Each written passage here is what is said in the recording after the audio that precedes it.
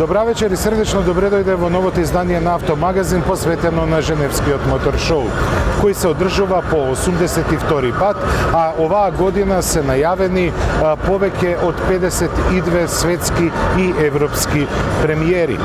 Се очекува дека годинешнава едиција ќе ја посетат повеќе од 700.000 посетители, што би бил своевиден рекорд на оваа женевска саемска манифестација. Но да не должиме многу. Започнуваме со новитетите и сите оние интересни работи кои ќе се случат во двата новинарски дена.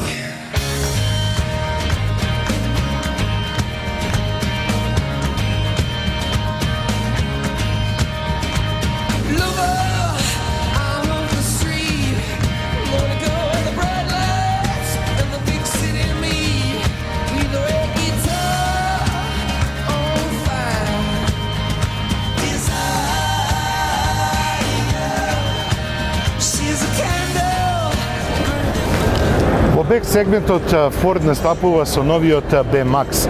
Она што е интересно за овој автомобил и како што сами видовте, дека на задниот дел имате доста простор. Оваа функционалност е добијана токму поради вградувањето на лизгачките врати. За разлика од Opel Meriva која има некако сличен систем, но со контраотварање на вратите, Ford употреби лизгачка врата. Поради тоа се добива лесно употребливна внатрешност и лесно влегување и излегување од автомобилот. B-Max на пазарот треба да пристигне во третиот квартал на оваа година, кога ќе бидат и тест возењата. Но се гледа дека функционалноста и емотивниот дизајн се новите одредници во B-сегментот на Ford. B-Max би требало да чини за околу 10 до 12% повеќе од актуелната Fiesta. Но тоа не се финални информации. Нив Ford ќе ги објави дури во септември.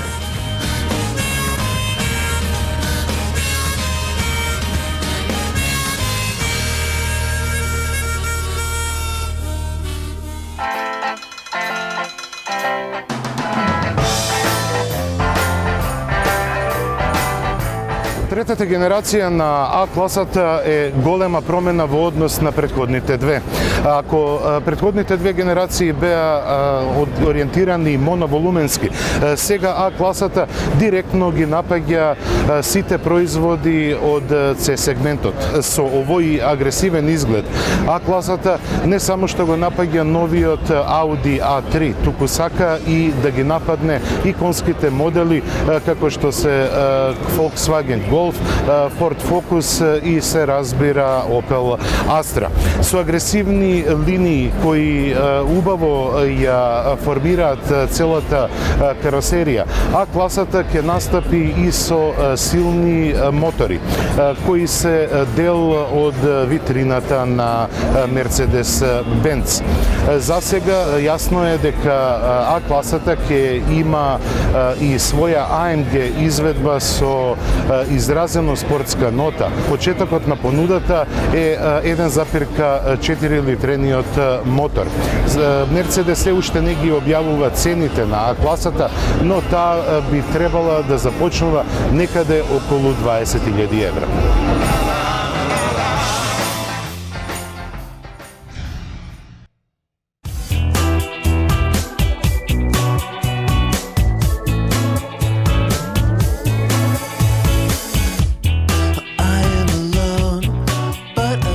Да се делаа бесплатни автомобили, можеби помала ќе беше гужвата на штандот на Audi.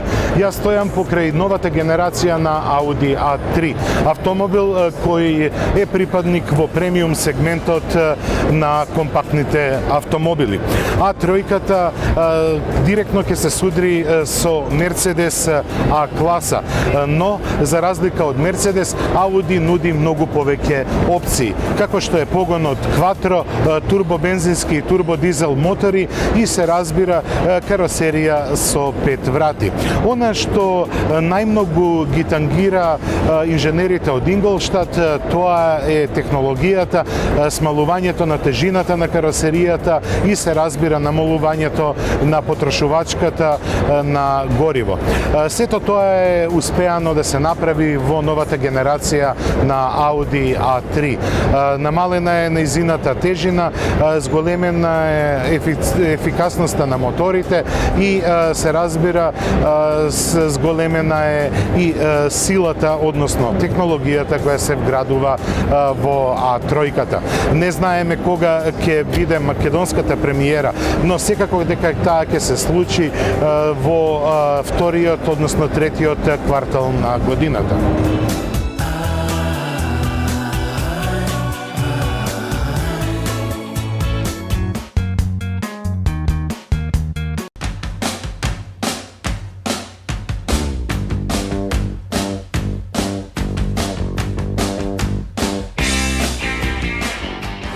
Toyota не се откажува од својот хибриден погон. Напротив, таа ја зголемува својата гама на производи. Последен дериват кој поднесе значката со буквата Х, односно хибрид, е малиот Yaris, кој допрева и е презентиран на светскиот пазар. Yaris во својата хибридна изведба не се разликува од актуелниот. Се разбира само кај предните светла, каде се забележливи LED диоди. Но Yaris не застанува тука. Поради хибридната технологија не е изгубен внатрешниот простор. Напротив, задржани се истите пропорции на кабината. Исто така, она што ќе ги радува многу луѓето кои се ориентирани еколошки е податокот дека хибридниот Yaris емитува само 79 грама CO2 на изминат километар, што значи дека Toyota извојува уште една победа во сочувувањето на мајката земја.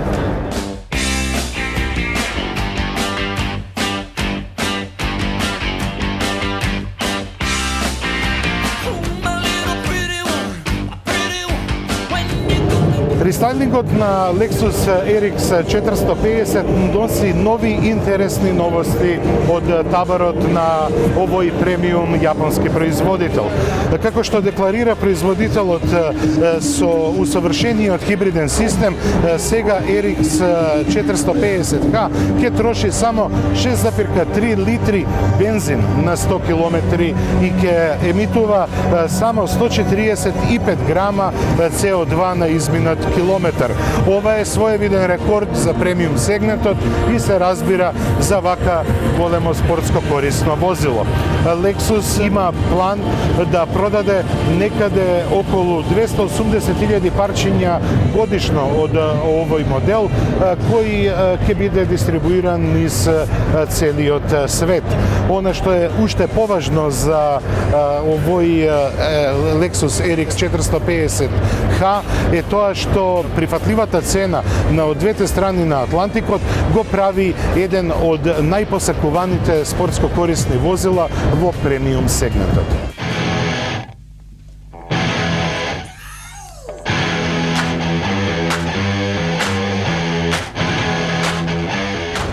Дека не е се посветено на чистиот прагматизам во таборот на Toyota, докажува моделот GT86.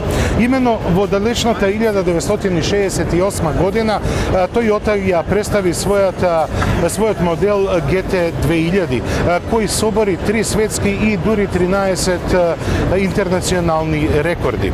Со моделот GT2000 Toyota го представи 6-цилиндерскиот мотор од 2000 кубни сантиметри и 150 коњски сили. Сега стојат малку поинаку работите.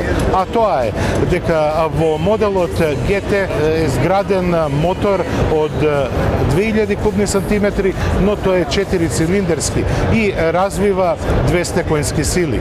Можеби тој не е доволен за октанските зависници, но јасно покажува дека Toyota во иднината на своите модели ќе представува многу поемотивни emotivni dizajni i mnogo poemotivni izgledi na vozilата.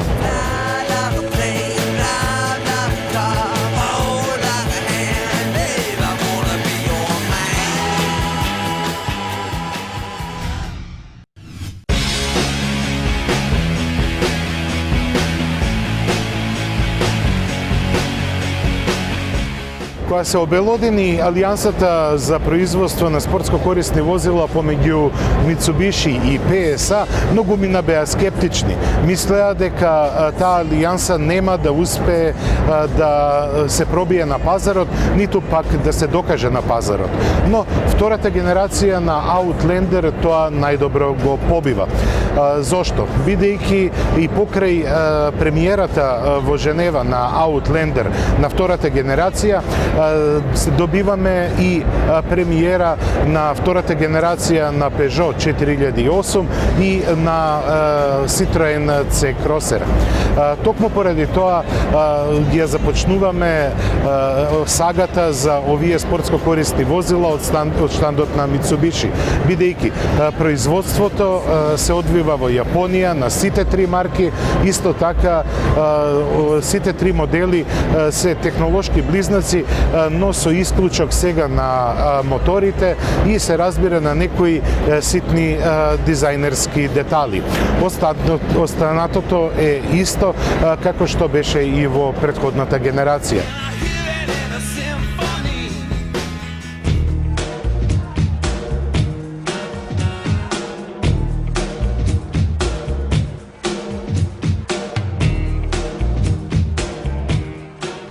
Во Женева Citroen се представи со два новитети. Првиот е C-Crosser, кој е втора генерација, кој е брат близнак со Mitsubishi Outlander и Peugeot 4008. Но поголеми бројки и далеку поатрактивно за сите купувачи и се разбира за Citroen ќе представува DS изведбата на C4-ката. Citroen како да ја најде вистинската формула за изгледот на своите возила кои тежнеат кон премиум сегментот. Се разбира ќе треба уште доста време да се смени дистинкцијата на купувачите кон Citroen како премиум бренд, но сепак Citroen трпеливо и полека го прави тоа. Со изгледот на DS4 кој е многу сличен на оној на DS5, Citroen влага во една борба со останатите производи од C сегментот, но сака да покаже и докаже дека француската марка има сила да се спротистави на светото тројство која ни доаѓа од Германија.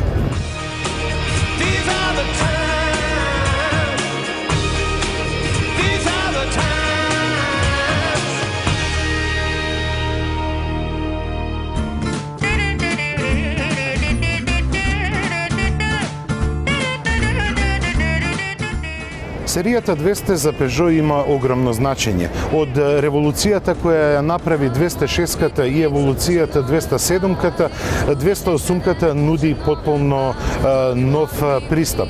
Се разбира, тој не е толку емотивен како што би го имала сестринската компанија Citroen со својот DS, но 208-ката пружа многу задоволство во внатрешниот дизајн. Применети се квалитетни материјали, но веднаш се гледа грубата пластика која е ставена на одредени места кои се скриени од очите. Но на купувачите на Peugeot тоа никогаш не им пречело, бидејќи Peugeot нуди не само атрактивен внатрешен и надворешен изглед, туку и штедливи и економични мотори. 208-ката ќе започне да се продава на европскиот пазар веднаш со благо зголемување на цените во однос на 207-ката. Таа сега ја оправдува својата цена не само со изгледот, туку и со зголемениот квалитет кој е забележлив на прв поглед. Пред се тоа е финалното изработување на каросеријата, каде се забележува извонредна прецизност и употреба на модерни материјали. Сепак ќе почекаме уште малку време кога ќе можеме и ќе имаме шанса да седнеме зад управувачот на 208-ката. А за волја на вистината, таа е една од најголемите изненадувања на годинешното издание на Женевскиот салон на автомобили, се разбира меѓу автомобилите од Б сегментот.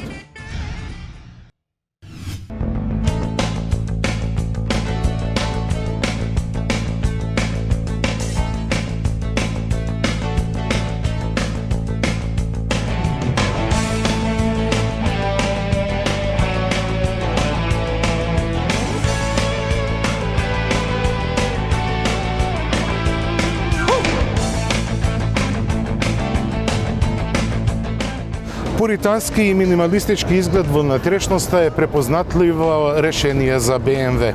Новата серија 3, која доживува европска премиера тука во Женева, привлекува многу внимание. Пред се поради низиниот многу поинаков изглед кој покажува дека еволутивниот дизајн може да биде и привлечен. Но сепак на штандот на BMW други возила привлекува уште поголемо внимание.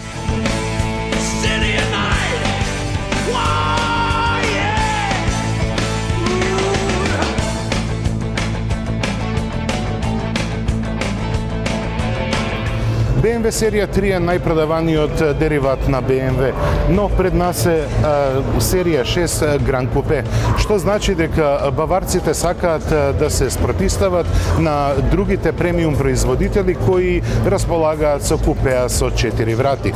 Токму поради тоа е направена ова прекрасна лимузина која има купеовска форма. Пред се BMW сака да го нападне Mercedes CLS, но не го заборава ниту Maserati Quattroporte, ниту Aston Martin Rapid и Porsche Panamera. Со адекватна цена BMW ќе понуди силни мотори. Пред се ентри моделот ќе биде со 3 литрен мотор, а најсилниот ќе располага со мотор од 6 литри. За следните 3 години BMW планира да ја лансира и М варијантата на ова купе со 4 врати. За цената не прашувајте, бидејќи сигурно ќе биде шестоцифрена, се разбира во евра.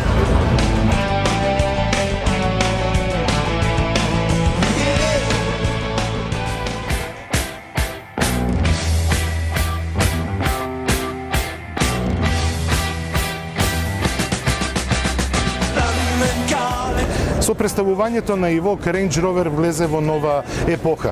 Во епоха која ќе прикаже многу повеќе емоции и многу повеќе атракција за оваа извонредна британска марка. Најголема звезда на штандот на Land Rover е секако кабрио изведбата на Evoque, која според производителот не е далеку од сериското производство. Она што фасцинира кај оваа изведба не е само прецизноста на изработката и луксузноста на материјалите, туку и моќта на трансформацијата на оваа интересна каросерија да стане од спортско корисно возило во првото спортско корисно возило со кабрио пиетет. Инаку во внатрешноста се забележува идентичниот дизајн кој го постави Land Rover со представувањето на Evoque. Според производителот, овој модел би требало да почне да се произведува во следните 2 години, кога би биле готови сите технички решенија за покривот, кој не е исклучено дека ќе биде во тврда форма. Значи би имал 4 можности на преклопување за да го собере во задниот дел на Evoque. Како и да е, храброста на оваа марка се гледа со овој дизајн, а успехот на Evoque е несомнен, бидејќи само за 6 месеци производство нарачани се повеќе од 380.000 парчиња за целиот свет.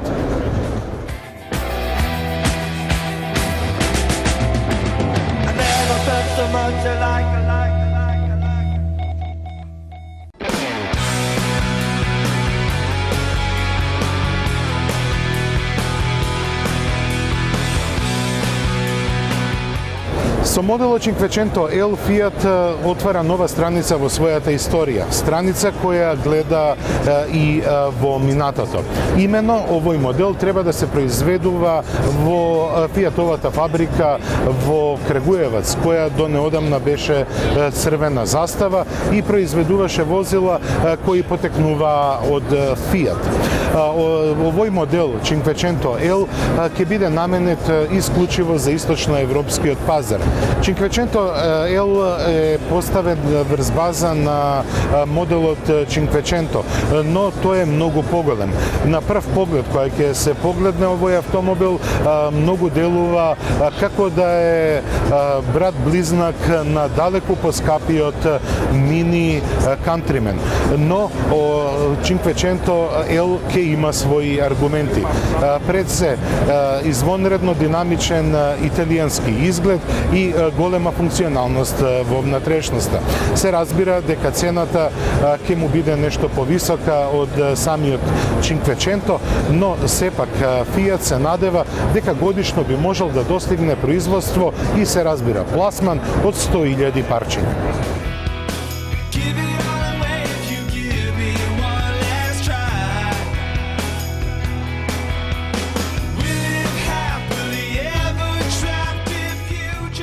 Како да беше вчера кога се представи Kia Ceed, а веќе ја гледаме втората генерација на ова компактно корејско возило. Не е никаква тајна дека целото подвозје и меѓуоскиното растојание се дели со Hyundai i30. Но Kia ја завршува својата работа со силен дизајн кој е спортски ориентиран. Тоа најдобро ни го покажува и караванската верзија на Ceed, која ќе биде исто така промовирана на пазарот од следниот месец, се разбира во Западна Европа. Она што е најзабележително кај двете изведби, тоа е спортско ориентираниот дизајн, бидејќи Kia со 7 годишна гаранција која ја дава во Европа, сака да привлече што поголем број на млади или купувачи кои така се чувствуваат. Kia Ceed би требало да ја доживее македонската премиера во првото полугодие на оваа година со цени кои би биле за околу 7% повисоки од постоечките. Барем така беше најавено на пресконференцијата одржана на Женевскиот салон за автомобили.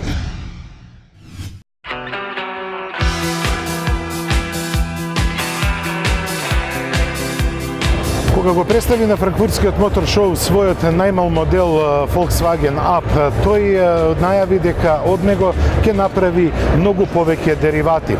На штандот на Женевскиот мотор шоу се представуваат дури 7 деривати на овој модел. Од Cross Up, кој би требал да има погон на сите 4 тркала, потоа Cargo Up, кој е наменет за градски достава на ситни економски работи, потоа постојат и изведби како што се ап за слободно време и така натаму.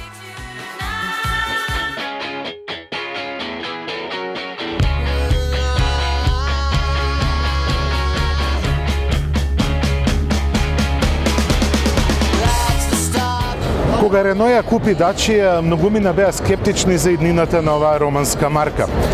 Со представувањето на Логанот се покажа дека оваа приказна може да биде успешна. Дастерот ја потврди оваа теорија со одлична продажба и дури отварање на 3 нови капацитети на 2 континенти. Сега на пазарот доаѓа Dacia Logi и по се изгледа тоа ќе биде уште една успешна приказна од Питешти. Станува збор за моноволумен, за возило кое има потенцијал да превезе 7 патници, а она што најмногу ме фрапира е неговата цена. Logi во Романија ќе се продава со стартна цена од само од 9.500 евра. Во Македонија можеби тоа би било за 20% повеќе, но вредно е да се напомене дека Logi ги носи гените на Renault Scenic.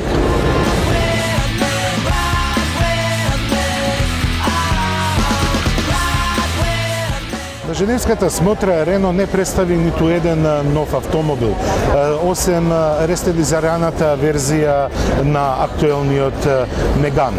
Но, во последните 3-4 години Рено се представува како производител на еколошки возила, што е и точно. Рено има два серијски модели кои се исклучиво електрични возила, а и ова позади мене, наречено Zoe, ќе ја засили гамата на понудата на овој француски производител. Пред се Zoe е наменет не само за младите луѓе, туку и на оние кои така се чувствуваат и кои немаат потреба дневно да поминуваат големи километражи. Пред се Zoe е замислен како потполно нов концепт на обновување на енергијата во автомобилот. Имате две варијанти, да се вади неговата батерија или пак да се надополнува. Но интересно е тоа што надополнувањето на батеријата на Zoe може да има три модуси. Тоа е брз, спор и среден модус. Брзиот модус на полнење, како што тврди производителот на батериите, треба да трае само 2 часа, а би дал потполна автономија. Автономија која би траела околу 120 километри. Но оваа технологија се уште е во развојна фаза и не знаеме колку ќе биде доверителна. Но сепак Zoe е еден добар чекор напред кон еколошките, односно електричните возила, кои ќе развие и нови концепти за обновување на самата енергија во автомобилот.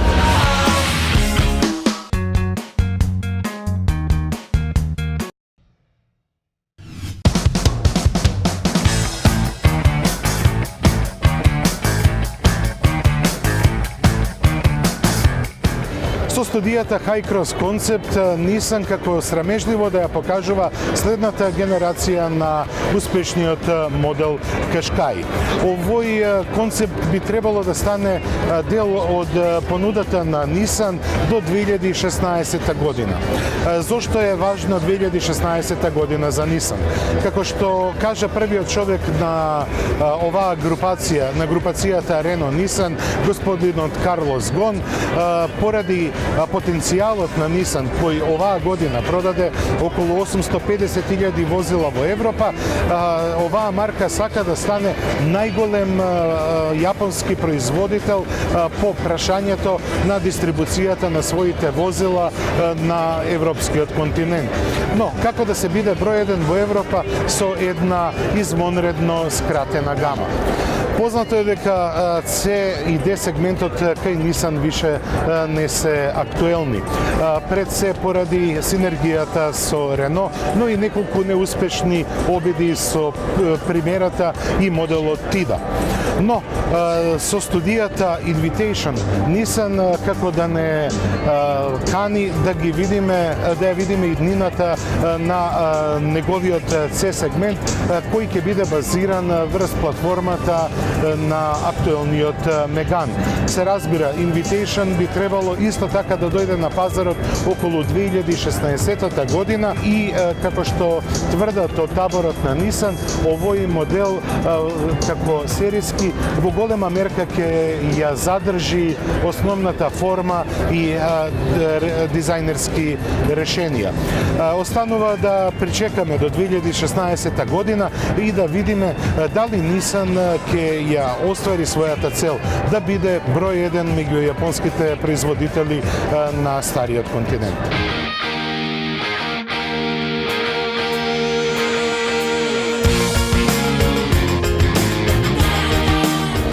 Женовскиот мотор шоу од страна на Seat беше искористен за да се покаже дека оваа шпанска марка се враќа на старите корени. Тоа значи дека емоциите ќе преовладуваат кај овој производител. Тоа го докажува редизајнот на оваа Ибица, која ќе треба да го задржи вниманието на купувачите уште 3 години, кога стручњаците од Мартарел ќе ја представат потполно новата генерација на овој компактен автомобил. Но, она што ги радува вистинските поклоници на шпанската марка од групацијата на Volkswagen е враќањето во игра на името Толедо. Толедо во последните 10 години доживеа две трансформации. Првата беше кога од класична триволуменска лимузина се претвори во компактен и моноволумен. Потоа Толедото го смени своето име во Ексео, потек кој не беше многу среќен за шпанската марка. Но од идната година Толедото повторно се враќа на патиштата. Тоа значи дека Ексеото ќе остане во игра, но Толедото ќе биде нешто поголемо и се разбира нешто поскапо. Но Сеат кај овој модел ќе ја нуди врвната технологија која користи и Ауди, така да за кратко време би требало сега да си го поврати стариот сјај.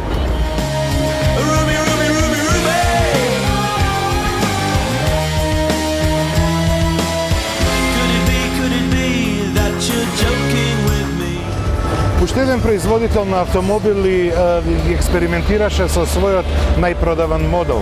Тоа е Subaru, кој со претходната генерација на импреза само го упропасти овој модел.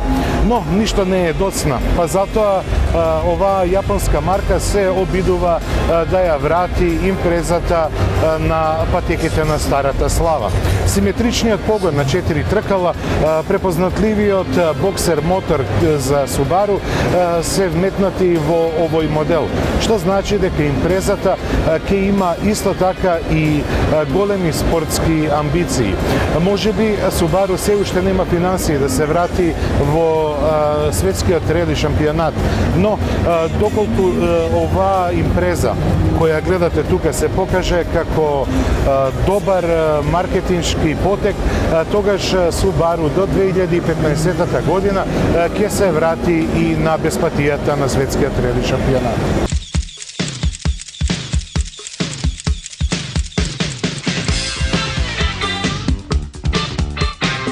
Големиот успех на Круз на европскиот пазар ќе биде надополнет со караванската верзија.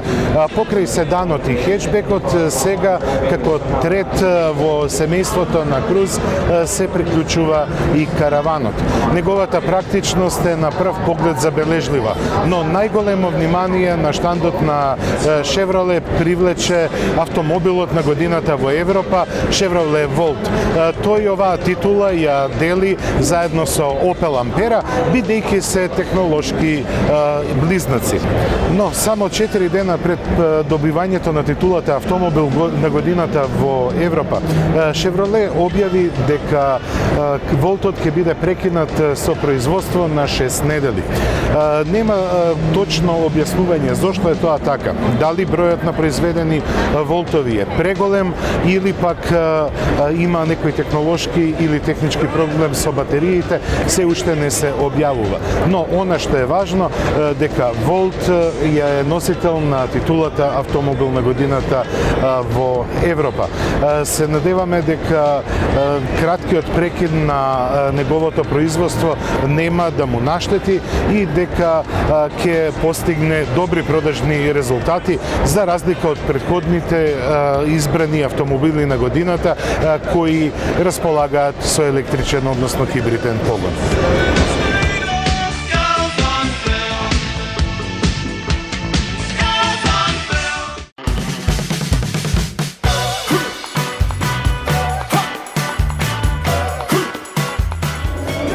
По представувањето на Panamera и новата генерација на Cayenne, Porsche се враќа на своите корени, односно на автомобилите двоседи. Boxster е представен пред неполни 12 години и представуваше вистинско освежување во рамките на оваа марка. Втората генерација на потполно новиот Boxster е представена токму тука. Во во Женева. Нема освежување на моторите, ниту на погоните. Бокстерот ќе се нуди со погон на задните и за 2 години и со погон на сите тркала. Моторите од палетата на овој производител ќе бидат присутни во целост во бокстерот и се надеваме дека цената која е најавена за околу 57.000 евра за основниот модел ќе биде можна и во Македонија, бидејќи овој двосет со звучно име има одлични перформанси, многу поклоници, но најголемиот проблем за дистрибуција во државите како што се Македонија е неговата цена. Секако не може да очекуваме од Порше да биде ефтин како некое мејнстрим ауто. One day ahead, watching you from the heavens gate. She started problems that you caused some. Верувам дека овие 45 минути беа интересни за вас и дека брз го поминаа. Се разбира, во овој временски формат немавме време сите новитети да ги представиме, па затоа и некои ќе представиме во следното издание на Автомагазин. Средечен поздрав од Женева и се гледаме за 14 дена. До гледање.